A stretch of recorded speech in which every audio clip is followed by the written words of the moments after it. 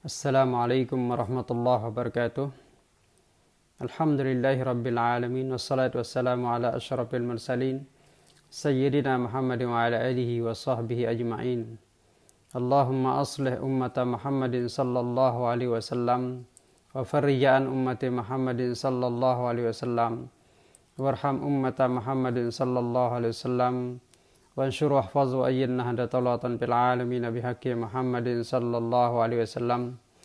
وقال الله تعالى في قرآنه العظيم أعوذ بالله من الشيطان الرجيم بسم الله الرحمن الرحيم إنما يؤمن بآياتنا الذين إذا ذكروا بها خروا سجدا وسبحوا بحمد ربهم وهم لا يستكبرون تتجافى جنوبهم عن المضاجع يدعون ربهم خوفا وطمعا ومما رزقناهم ينفقون.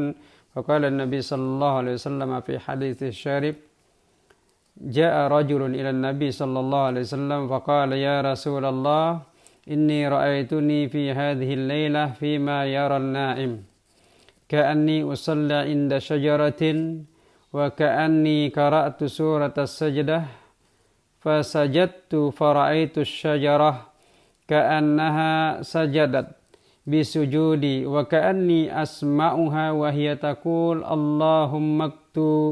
اللهم اكتب لي بها عندك أجرا وضع عني بها وزرا واجعلها لي عندك ذخرا وتقبل مني كما تقبلت من عبدك داود. قال ابن عباس فقرأ رسول الله صلى الله عليه وسلم السجدة فسمعته يقول في سجوده كما أخبره الرجل عن قول الشجرة.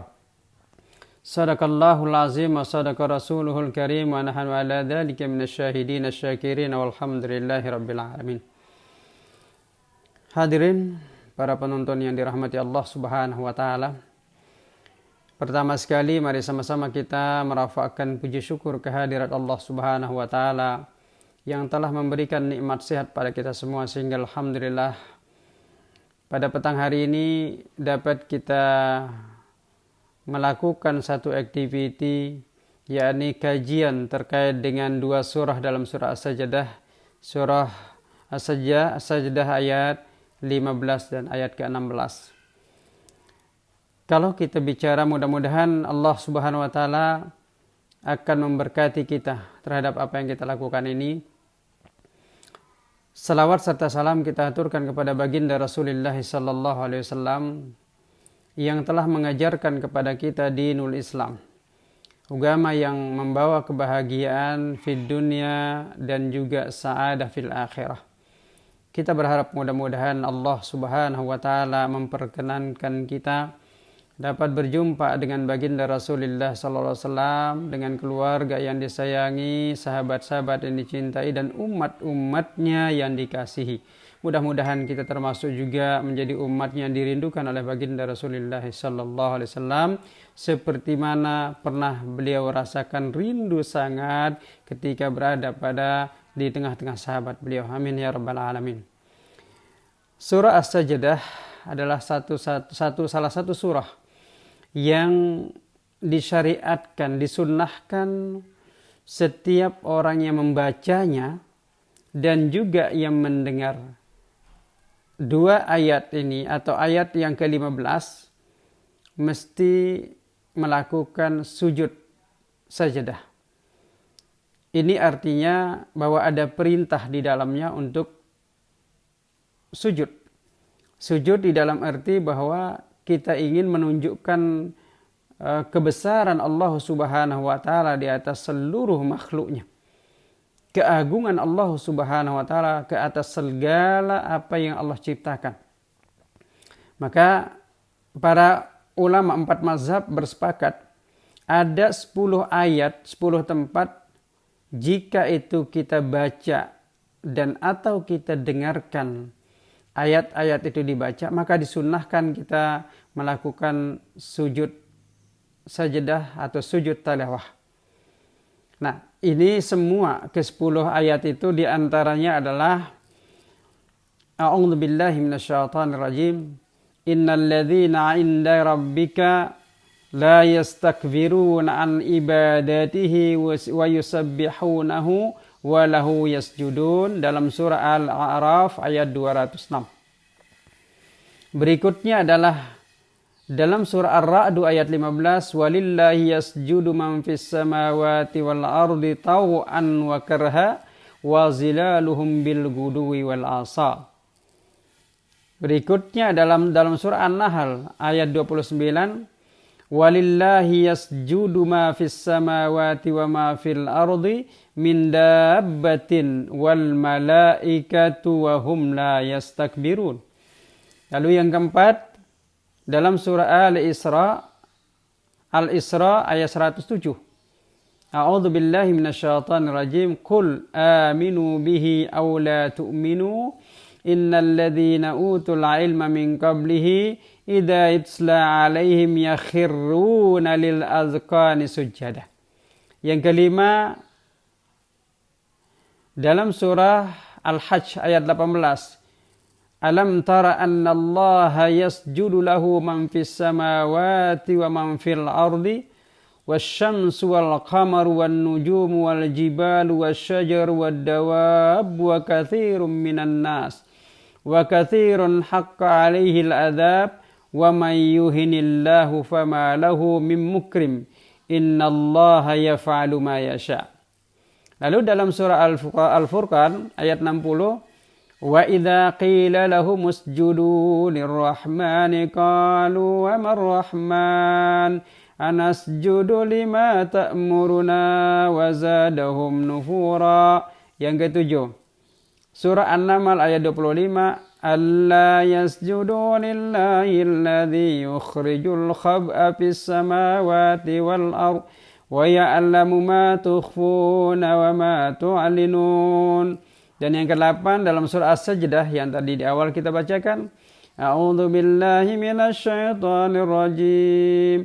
Innama yu'minu bi ayatina alladzina idza dzukiru biha kharru sujjadan wa sabbahu bihamdi rabbihim wa hum la yastakbirun. Lalu kemudian yang ke-9 yaitu wa min ayatihi al-lailu wan-naharu wasyamsu wal-qamar la tasjudu lisyamsi wala lil-qamari wasjudu lillahi alladhi khalaqahunna in kuntum iyyahu ta'budun. Sadaqallahul azim. Subhanallah. Itu beberapa ayat kalau kita baca atau kalau kita mendengarkan orang lain membaca, disunnahkan sujud tilawah. Hal ini dijelaskan di dalam hadis yang diriwayatkan oleh Abu Hurairah radhiyallahu anhu, yang maksudnya adalah apabila anak Adam membaca ayat sajadah kemudian dia sujud, maka setan akan menjauh sambil menangis dan berkata, "Oh celaka." Dalam riwayat Abu Quraib dikatakan, "Oh celakanya aku. Anak Adam diperintahkan untuk sujud dan dia bersujud. Maka dia mendapatkan surga. Sedangkan aku diperintahkan untuk sujud tetapi aku menolak, maka aku mendapatkan neraka." Subhanallah. Begitu besar hikmahnya kalau kita mencoba melakukan perintah Allah Subhanahu wa taala walaupun sifatnya adalah perintah sunnah. Ini adalah problem para penonton yang budiman. Terkadang banyak perintah-perintah Allah yang sifatnya sunnah, lalu kita abaikan. Kita mengatakan, itu kan hanya sunnah. Tak perlulah kita terlalu berfokus ke dalamnya. Kalimat ini sangat tidak bijak, sangat tidak baik. Walaupun dia sunnah, tapi adalah perintah Allah, maka if'alhu, kerjakan. Sebab Allah tidak akan memerintahkan satu perintah yang sifatnya wajib, melainkan di dalamnya ada ukubah jika ditinggalkan. Dan Allah tidak akan memerintahkan perintah untuk dikerjakan yang sifatnya sunnah, melainkan di dalamnya terkandung nikmat yang sangat besar, pahala yang sangat luar biasa yang akan Allah bagi kepada setiap orang yang menjalankan ibadah sunnah. Satu perkara yang mungkin perlu menjadi renungan kita bersama, ketika Allah Subhanahu wa taala berfirman ke Nabi Uzair alaihissalam, Allah berfirman, "Ya Uzair, wahai Uzair, la tanzur ila ni'mati al-qalil." Jangan engkau melihat pada nikmatku yang kecil yang engkau terima, walakin akan tetapi unzur man yu'tika hadhihi ni'mah. Tapi lihatlah siapa yang memberimu nikmat tersebut. Wa ya Uzair, wahai Uzair, la tanzur ila sagiri al-ma'siyah. Jangan sekali-sekali wahai Uzair engkau mengatakan, melihat pada kecilnya perbuatan maksiat yang kau lakukan. Walakin unzur, akan tetapi unzur, lihat, ila man ta'sih, kepada siapa engkau melakukan perbuatan maksiat. Ya Rabb, dua kalimat ini tentunya menunjukkan betapa nikmat sekecil apapun mesti kita syukuri, bahwa itu Allah bagi, ya Allah berikan kepada kita untuk sama-sama kita rasakan, sama-sama kita syukuri. Sebab la in syakartum la azidannakum wa la in kafartum inna azabi lasyadid. Jika engkau mensyukuri nikmat, maka Allah akan tambahkan nikmat-nikmat lain. Tapi ingat, jika engkau kufur atau engkau ingkari, maka Allah akan membalasnya dengan azab yang sangat pedih. Na'udzubillah min dzalik. Para penonton yang budiman, kita kembali kepada bahasan kita, yakni surah As-Sajdah ayat 15 dan 16. Kalau kita melihat apa yang Allah firmankan dalam surah Sajdah ini, innama yu'minu bi ayatina alladzina idza dzukiru biha kharru sujada. Sesungguhnya orang-orang yang beriman terhadap ayat-ayatku, artinya apa? Firman Allah, kalamullah, Al-Quran, dan kitab-kitab Allah yang lainnya. Tandanya apa? Idza dzukiru biha, apabila diingatkan dengannya, apabila Allah mengingatkan kita dengan Al-Quran, kharru sujada, lalu kita mengatakan dengan begitu patuhnya, sami'na ya Allah wala asaina, kami akan dengar, wa ta'na ya Allah, kami dengar dan kami taati ya Allah apa yang kau perintahkan. Kharru sujada, jadi bersimpuh dalam kondisi apapun dia siap menjalankan perintah Allah Subhanahu wa taala. Inilah sikap seorang mukmin. Jadi kalau kita merasa perintah-perintah Allah dalam Al-Quran itu adalah sebuah perintah yang wajib ditaati, maka ati'u, taati dia. Tentunya apa? Ada batas kemampuan kita. Dan batas kemampuan ini masing-masing kita berbeza. Tidak ada yang sama. Karena itu usahakan kita menjalankan semua perintah Allah dengan sebaik-baiknya, sekuat-kuat tenaga kita menjalankannya. Lalu kemudian dikatakan wasabbahu. Tanda kedua adalah setelah dia merasakan dirinya terhina, terhimpit, lalu kemudian dia melakukan segala aktiviti yang Allah perintahkan dengan bentuk sujud. Sujud ini sebuah pertanda ketaatan. Tidakkah kita ingat, wahai pemirsa, penonton yang budiman, ketika Allah memerintahkan iblis sujud sebagai tanda penghormatan dengan lahirnya, diciptakannya Nabi Allah Adam, fa'aba, dia lalu enggan, dia tidak mau sujud, padahal perintahnya sujud. Semua malaikat, fasajadal malaikatu kulluhum, semua malaikat sujud. Illa iblis, kecuali iblis, dia tidak mau. Apa katanya? Ana khairum minhu ya Allah, aku lebih baik dari dia, dari Adam. Khalaqtani, engkau ciptakan diriku, min nar, dari api. Wa khalaqtahu min tin, sedangkan engkau ciptakan dia dari tanah. Api itu berada di atas tanah. Coba, begitu sombongnya iblis, tidak mau mentaati perintah Allah untuk sujud. Nah, dalam hadis yang tadi awal kita bacakan, yang maksudnya tadi bahwa begitu kita mendengarkan 10 atau 4 ayat yang dibacakan tadi, lalu kita sujud, iblis menyesal, iblis menangis, iblis merasakan betapa kecilnya mereka. Dia katakan, ya Allah, begitu dia mendengarkan ayat-Mu, mereka para Bani Adam ini sujud. Sedangkan aku, engkau perintahkan secara langsung, aku tidak melakukan. Celakalah kami. Ini penyesalan iblis. Jadi, sujud juga dapat dilambangkan sebagai lambang kepasrahan. Dia tidak mensoalkan apakah perintah Allah itu logik, rasional, masuk akal, atau mungkin irasional, tidak masuk akal. Tetapi yang penting Allah perintahkan kita, maka jalankan dia. Sujud.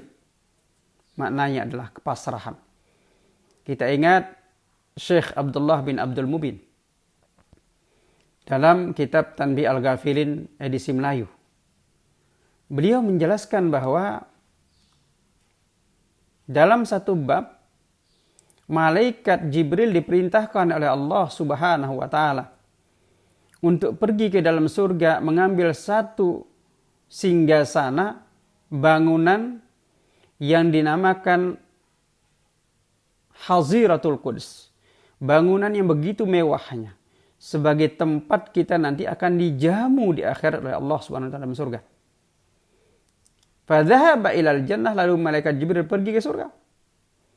Fasa'ala antilka an dzalikal bina, lalu malaikat Jibril bertanya tentang bangunan yang dimaksudkan. Fa'ajabahu malaikatur ridwan, lalu malaikat ridwan mengatakan, itulah dia. Inilah bangunan yang dimaksudkan itu. Apa yang kau inginkan? Aku diperintahkan Allah untuk membawanya ke hadapan Allah. Subhanallah. Fata'ajjaba malaikatur ridwan. Lalu terheran malaikat ridwan, wa kaifa yumkin an ta'khudhuha fa anta wahdak. Bagaimana mungkin kamu akan dapat membawanya padahal engkau sendiri? Engkau seorang. Apa jawaban malaikat Jibril yang begitu luar biasa? Insyaallahu astati'. La haula wa la quwata illa billahil aliyil azim. Insyaallah aku mampu.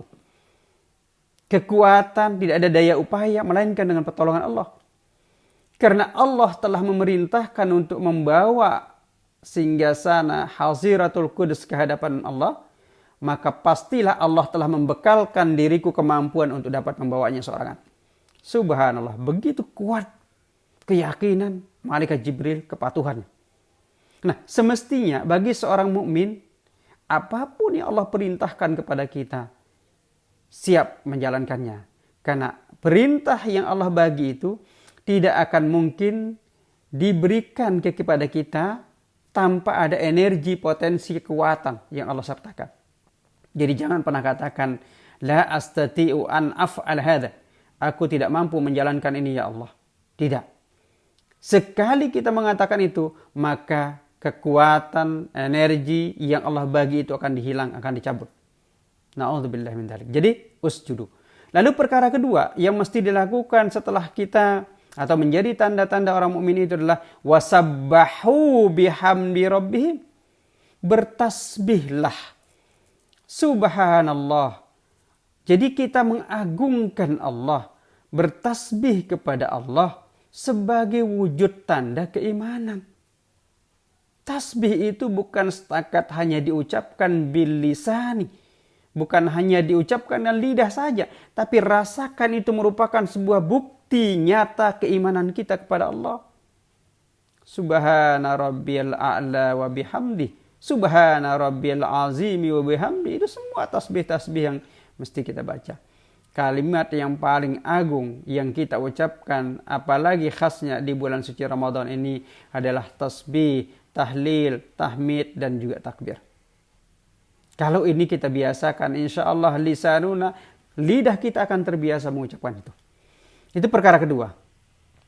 Lalu perkara ketiga, wahum la yastakbirun. Jadi orang beriman itu tidak pernah sombong, tidak pernah dijangkiti rasa sombong, rasa angkuh dalam dirinya. Kalau bukan karena aku, maka engkau akan begini. Kalau bukan karena saya, maka engkau akan seperti ini. Tidak. Allah lah yang membagi kemampuan kepada setiap orang untuk mendapatkan atau gagal terhadap persoalan yang dia miliki. Jadi jangan pernah merasa diri kita paling berjasa kepada orang lain.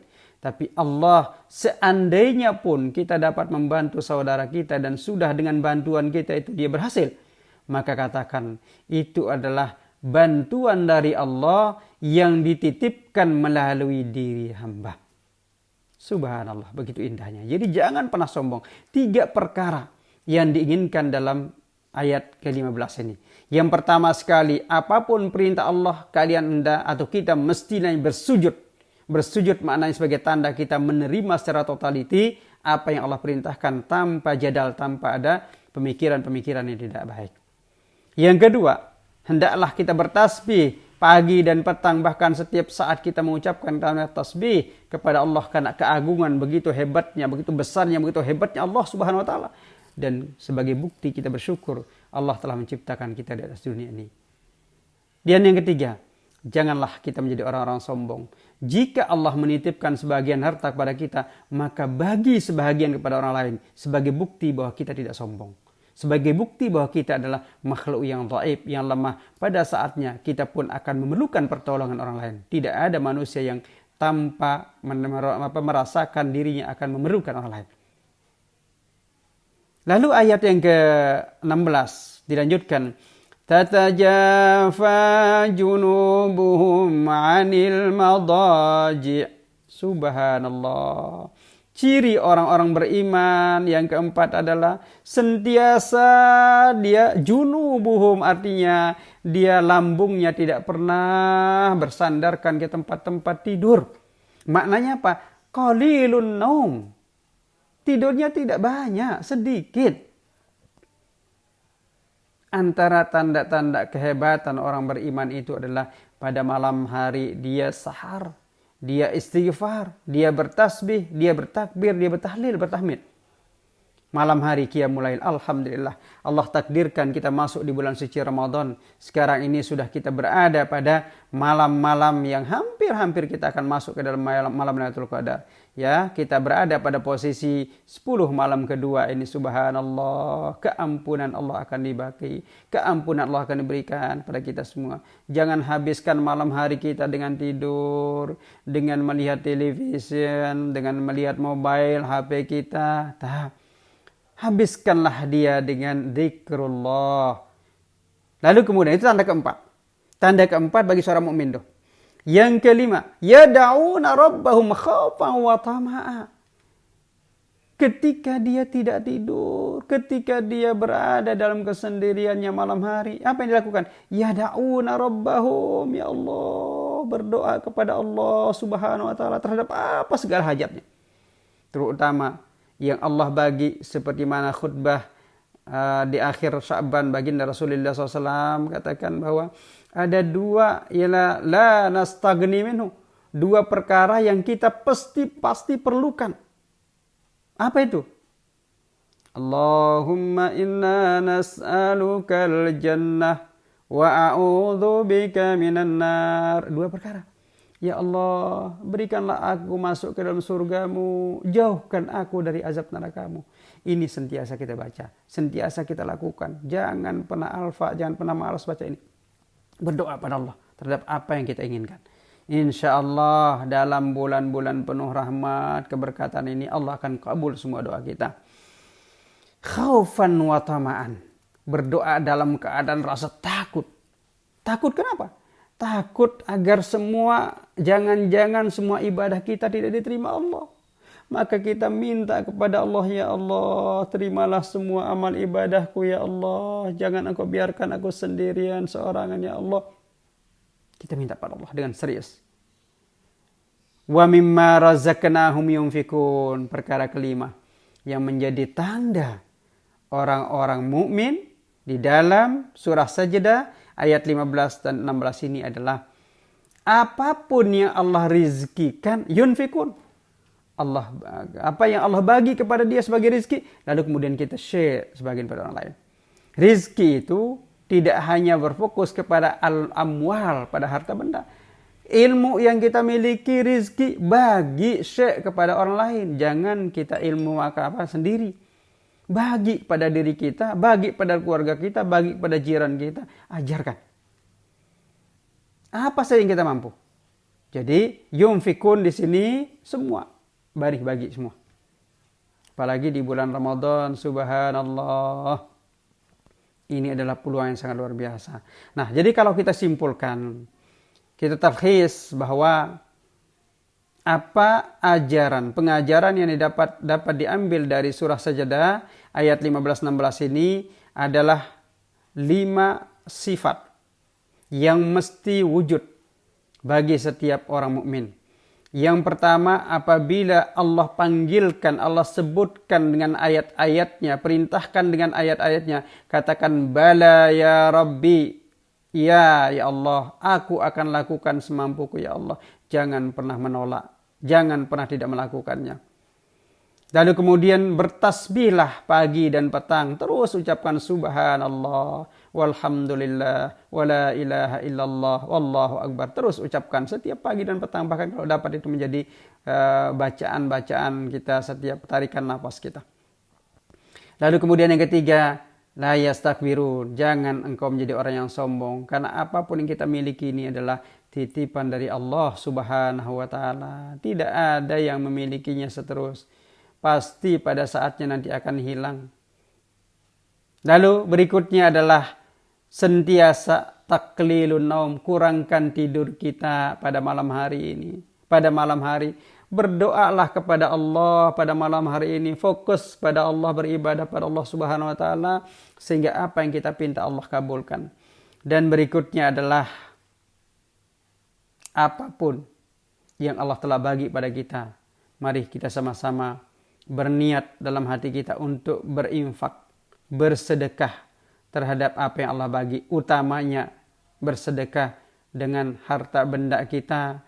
Apalagi dalam kondisi COVID-19 ini sekarang yang sedang bermasalah, banyak sekali saudara-saudara kita yang merasakan kelaparan, yang tidak dapat mencari rezeki lagi.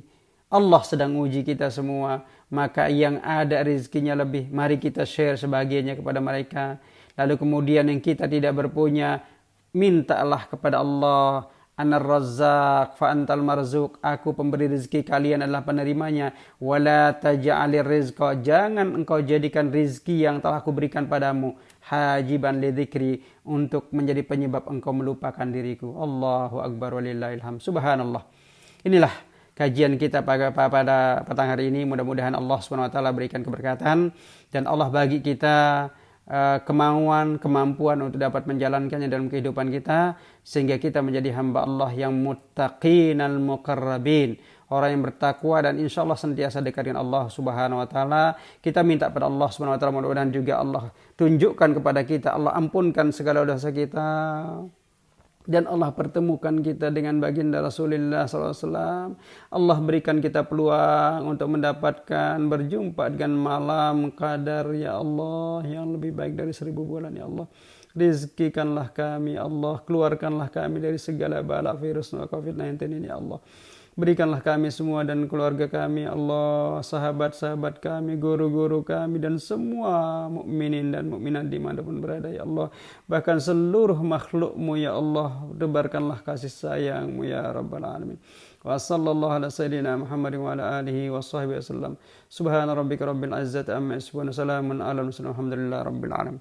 Assalamualaikum warahmatullahi wabarakatuh.